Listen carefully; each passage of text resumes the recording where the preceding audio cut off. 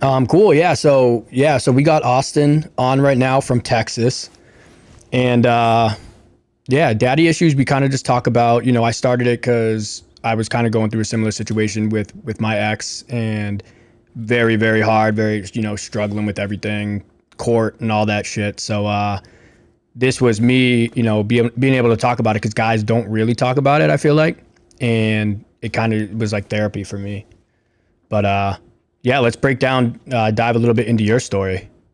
Yeah, absolutely, man. I can just go from the start if you'd like. For sure. Yep. Yeah, so I was in this relationship, right? And we had been going strong for a little over a year or so, and we had all these big dreams, buying a house, getting married, having a kid, all of those things that come with a serious relationship. Yep. And the girl I was dating at the time, um, she was begging and begging and begging for a baby.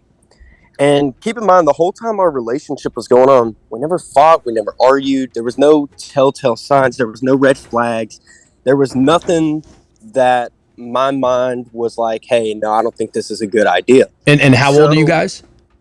so I'm 25. She 25. was 20.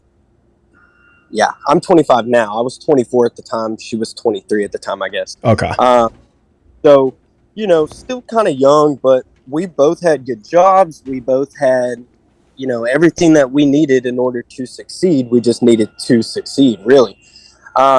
So, with that being said, we're dating and everything. Everything's going good. Like I said, no red flags, nothing to be cautious about, nothing to worry about. And she starts begging and begging and begging, "Can we have a baby? Can we have a baby?" And at that point in time, I weighed my pros and cons, and the pros just outweighed the cons, and I made the decision. I was like, "Yeah, let's go ahead. We can do this." And you guys have only been together for a year at this point? So fast forward a little bit, we find out she's pregnant a little over a year. Yeah. Yeah. We had moved in together. We were looking at buying a house, which maybe that's my, you know, kind of not trusting the process as long. But things happen. Yeah. So we find out she's pregnant. And, of course, I'm like, all right, cool. Like, we're excited. We didn't have to try too hard. And that we had a battle with. It just happened. And from day one of finding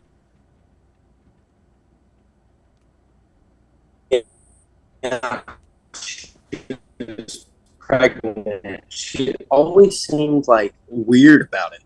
You know what I mean? Yeah. And I was like, aren't you happy? Like, this is something that you've been begging for. Like, we're doing this now.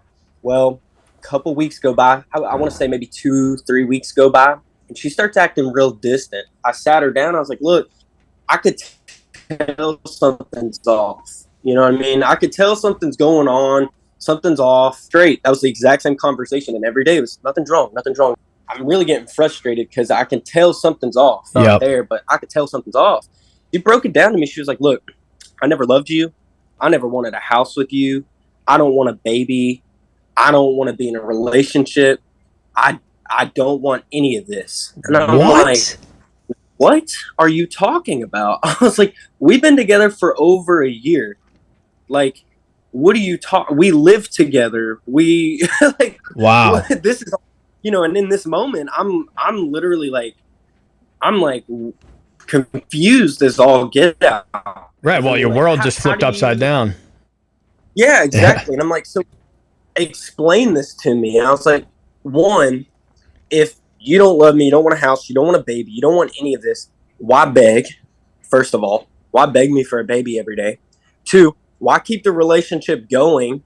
Because on my end, everything seems perfectly fine. Because like I said, from the start, we never had any issues. We communicated properly. Right. We worked together. Everything was great. Well, then she breaks down. She goes, I have this disorder called borderline personality disorder.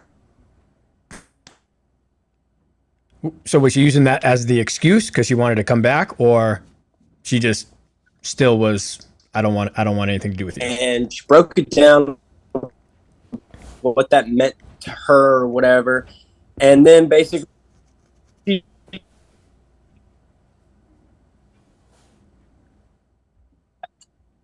You cut out a little bit. that as the excuse of why. Well, don't you think it's a little late to kind of call? Like, what are we supposed to do?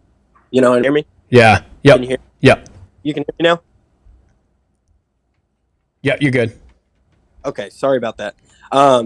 So I asked her, I was like, so what do you want to do about this? You know, like you are pregnant.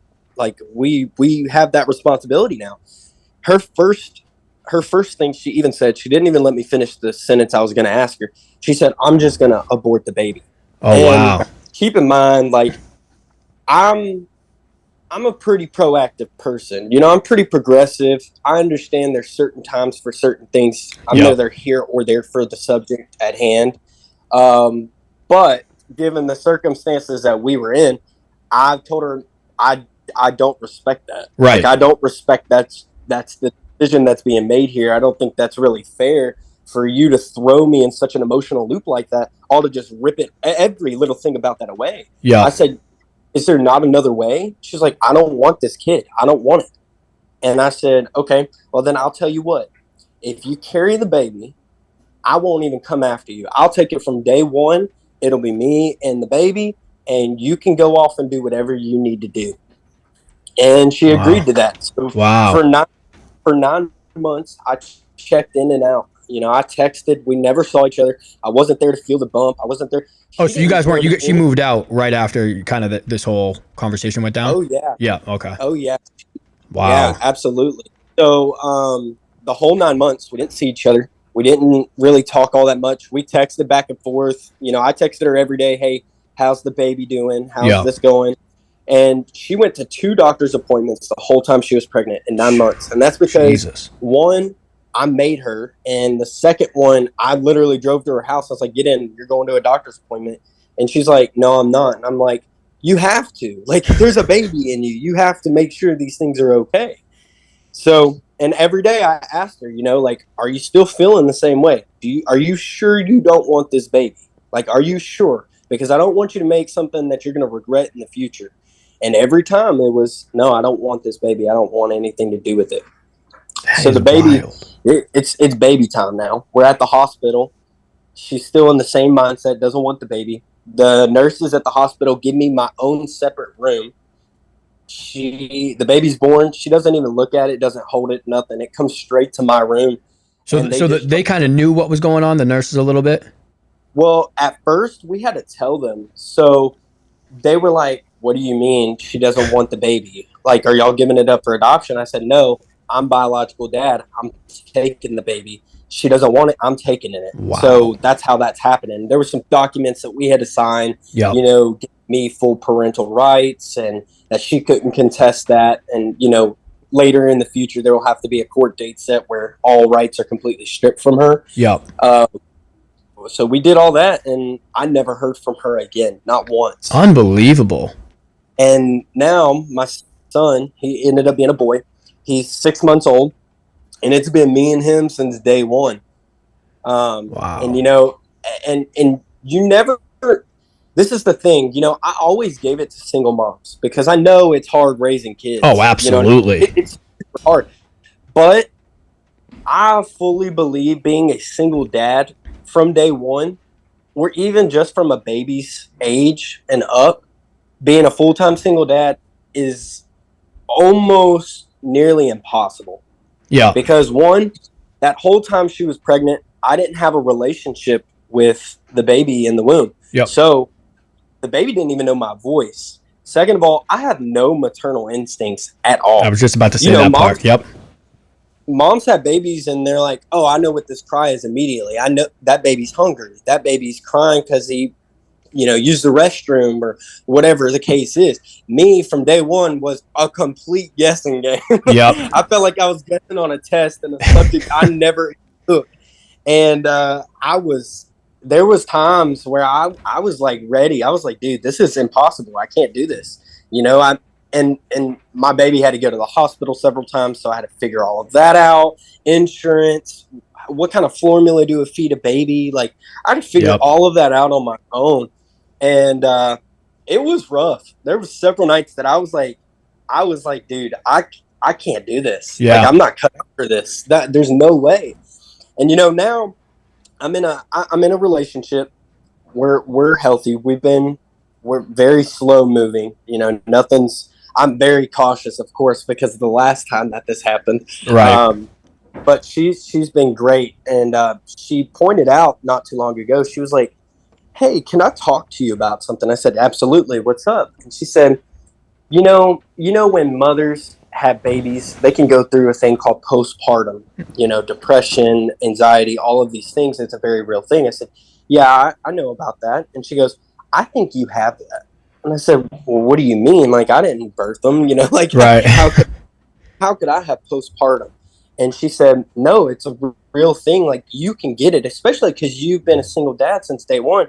And she said, and I'm not saying this to be mean. I'm not saying this to hurt your feelings or make you feel insecure as being a single dad or being a man.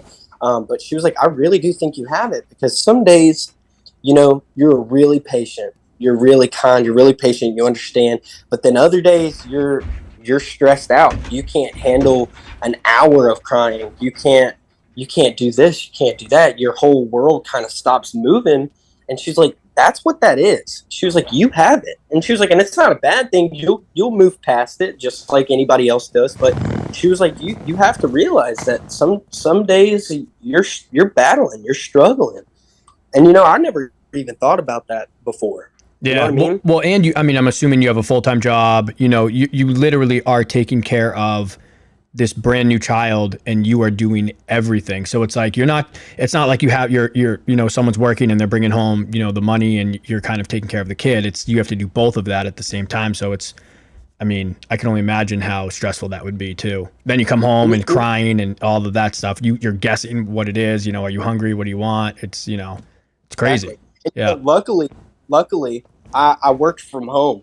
Oh, nice. Nice. I had a work home job at the time. And so for the first 5 months of his life, I was working at home. So, those really hard days, I had to call out. I was like, look, I can't Right. be at work. My baby is literally like crying. And they're like, well, can't you just get the mom? Is there anybody? You don't understand, because here's the other side of that coin. I don't have a good family life. My family is not there for me. Yep. They didn't show up at the hospital. They didn't Damn. ask to hold him. They don't see him to this day. They don't ask about him, how he's doing. He's been here 6 months. Yeah. Like, you have ample opportunity to ask about how he's doing if you wanted to. And I firmly believe that, it's not my job to make sure my kid knows you. It is your job to make sure my kid knows 100%. you. So it's literally been me since day one. Nobody else has been there. I didn't have anybody to help buy diapers, especially when money was tight. Yep. Or I had to call out of work and drive, 3 hours away to a Texas Children's Hospital. So it's been, and then not too long ago, I actually got laid off, which luckily unemployment came in, and I'm in school right now, so our future is going to be brighter. But yeah, it was me the whole time. I didn't have anybody there to help with work, or if I needed just 1 hour of sleep, because I did not sleep.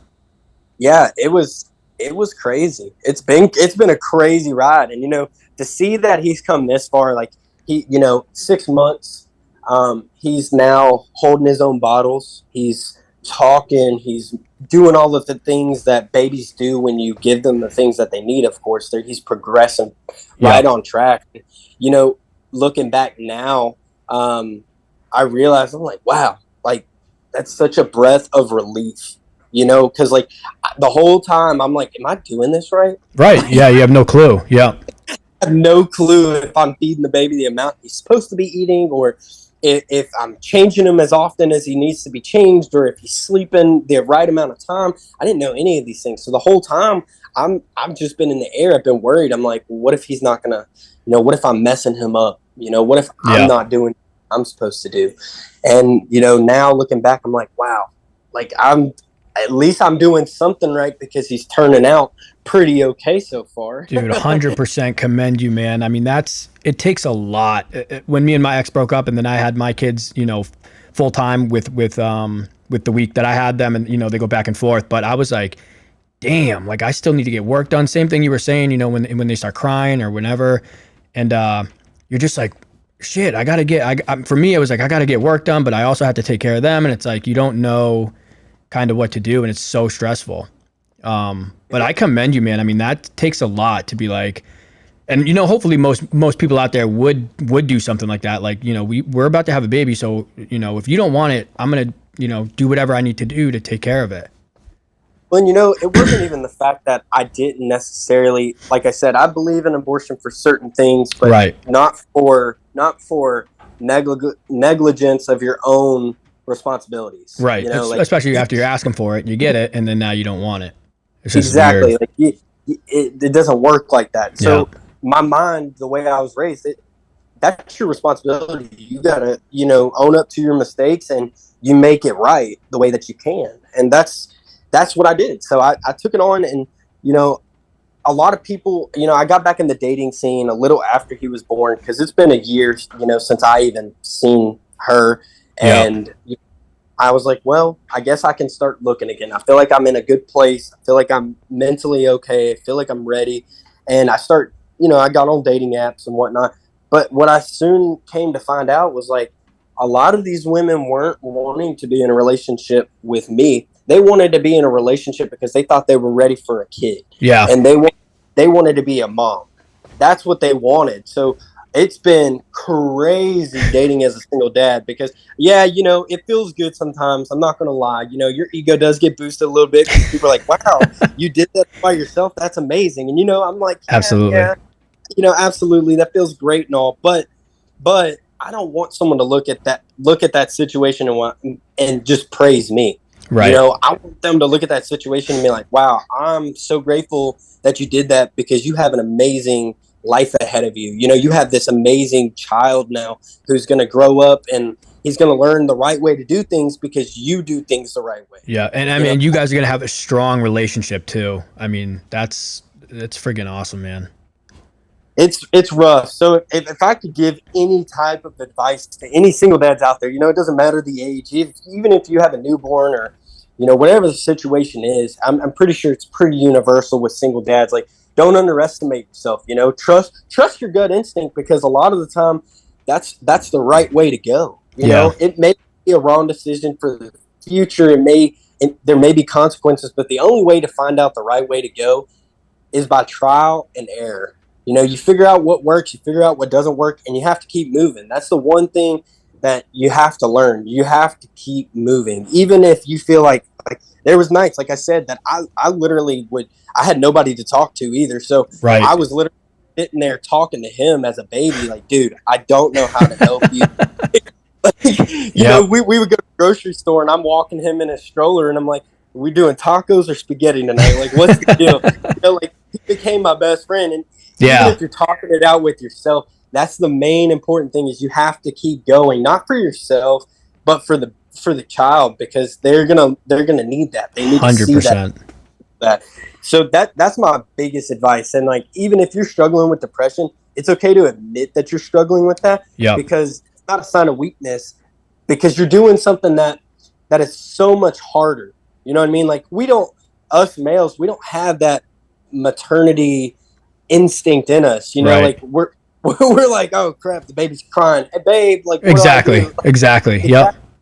So you have to be able to trust your gut instinct. You have to keep moving forward no matter how hard it gets because times do get hard.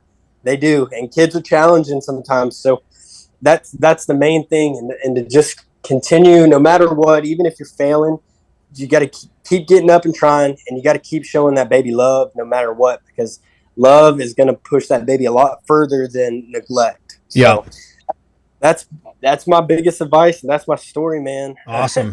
And still to this day, she hasn't seen or reached out to you or your baby.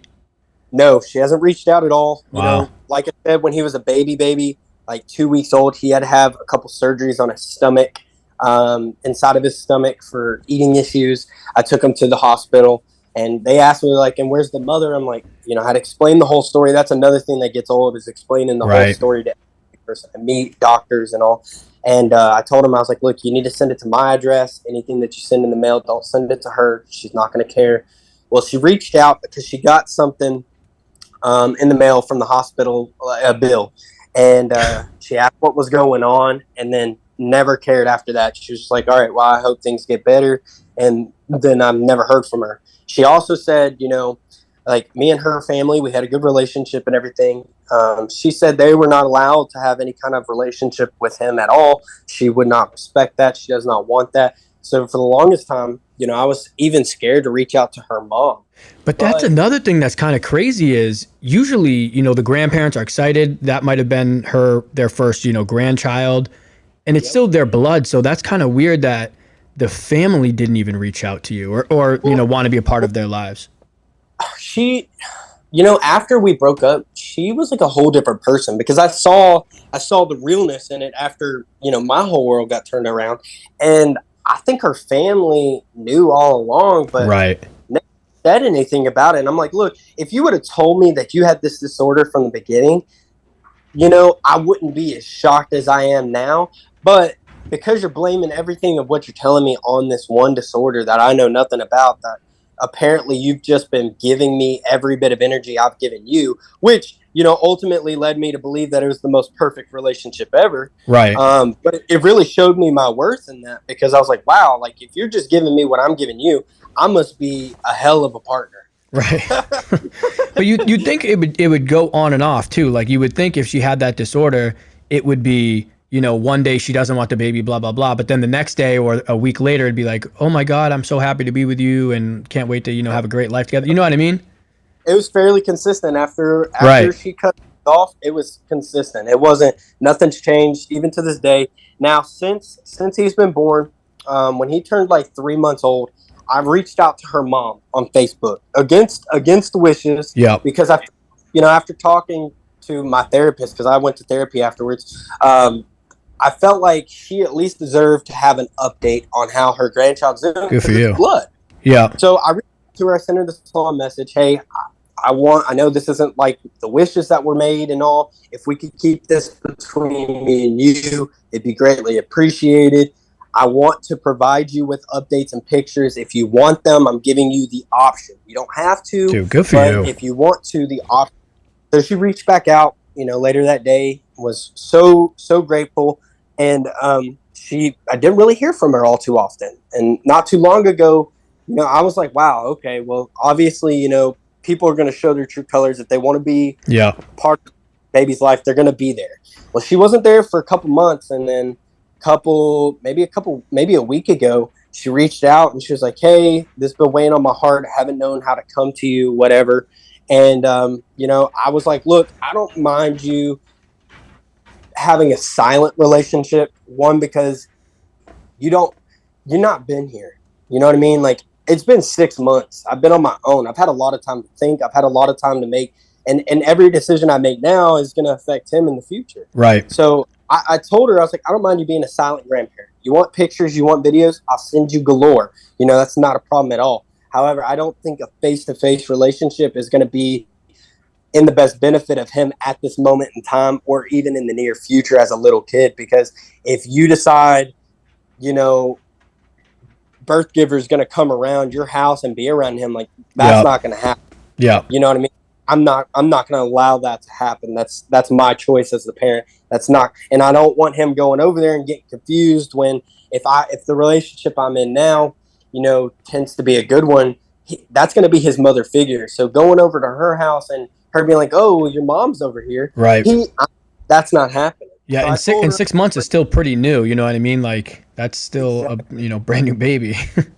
Exactly. And so I told, I was like, I don't mind you having a silent relationship, being a silent grandparent. You want to participate, I can give you an address if you want to send things for birthdays or Christmas. If that's your choice, I'm never going to ask you for anything. I've come 6 months by myself. Right. I haven't asked anybody for anything. I've figured it out. I was like, I'm never going to ask you for anything. If you want to, on your own accord, send something, that's perfectly fine. I'll make sure he gets it and he will be appreciative of it. However, I don't think a face-to-face relationship is going to be what's going to be best for him in the future. So as of right now, and even going into the near future, a silent relationship is what it's going to have to be. Yeah. And she expressed, she was like, I'm sorry to hear that. I apologize for the way things played out. I don't like them any more than you do. I understand your decision as a parent. I respect it. I'll be a silent grandparent. Just please take as many pictures and videos as you want, and maybe one day in the future, we can maybe link up once he's a little bit older, and you can explain the situation and everything like that to him. And with that, I left the conversation as we can have our hopes and we can be hopeful and optimistic towards the future. But like I said, at this moment, this is how it's going to have to play out. Yeah, dude. So, good for you, man. Oh, it's been crazy. Oh, it's a hard road for sure. I'll be 26 in December, and that's the thing. Actually, sorry, that's the thing I didn't even realize. You're still young, 26 years old. And you said 2025 is when you had your kid, or 24? I was 24 when you decided to get. Yeah, because your kid's only 6 months. When I was 25, so yeah. Yep. I mean, that is still, dude. I commend you 100 times over, because to be that young, take full responsibility of a child, and your child is going into surgery and things like that at that age, which is, you're gonna need extra care and all of this stuff, and you have no support system, no one to kind of talk to, help with you. That's unbelievable. And your girl now that you have, hopefully she understands that you're a keeper for sure. So she's been great. She's a single mom, so she understands the struggle. She's been able to explain and help out in certain tense situations where she's like, hey, take a deep breath. Let me take him for you. Let me help out. Let me make a bottle. Let me feed him some food. She's been great. We haven't been dating very long, but she's been great, and she's really taken the initiative. I haven't had to ask her like, hey, do you mind watching him? I go to school on Mondays and Tuesdays, and she was like, hey, do you need me to watch him while you go to school? I don't mind. I'll be home. You can text the whole time if you feel uncomfortable. Whatever I can do to help out, let me know. She's been there. And how old is her child? Her daughter is 6 years old. 6 years, so she's been through it a little bit. Yeah. She's been through it. She's been a single mother since day one, just about. She's been in a relationship, but the relationships were just, it's 2022. You know how relationships are these days. Yeah. So she gets it. She understands it. She's very patient with me. She's a very patient person, and I've been able to, be a part of their lives as well, which is a whole nother thing. Now, not only I'm not necessarily a single father, I'm still a single father, because we're not married. We're not right.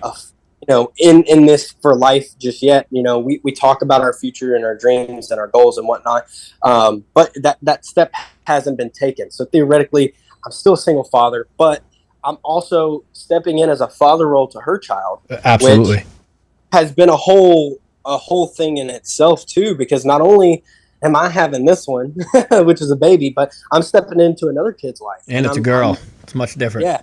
It's a different ball game. Yeah, I got 2 of them. But yeah, man, unbelievable story. And I just, good for you. I can't believe that it's so hard to go through all that and mentally still be there and mentally be like fighting through it. But good for you, man. Wow. Yeah, man. I appreciate the offer of being able to come out here and be able to share that story, because my whole thought is I can't be the only one on earth that has gone through something like this, who's had a baby since day one. Maybe different circumstances. Maybe the mother died during birth, something along those lines. But I wanted to get it out there, because a lot of people think that their story isn't heard from every other person. Maybe someone else isn't going through this, but maybe someone is. And if so, I hope that this gets out to them, and one day they hear it and it helps them. Exactly. That's the whole point of this whole podcast and this whole show. So, dude, Austin, thank you so much for coming on, and keep grinding, man. Keep pushing through it. So absolutely. And y'all have a great day. Awesome, man. You too. Awesome. Well, there's 2 sides to every story. This is our side. And thank you again, Austin from Texas, 26 years old, and he went through all of that by himself. I mean, that's truly amazing. So hats off to you, Austin. Keep pushing. You got a good head on your shoulder. All right. Later. Listen, you can't hold me down.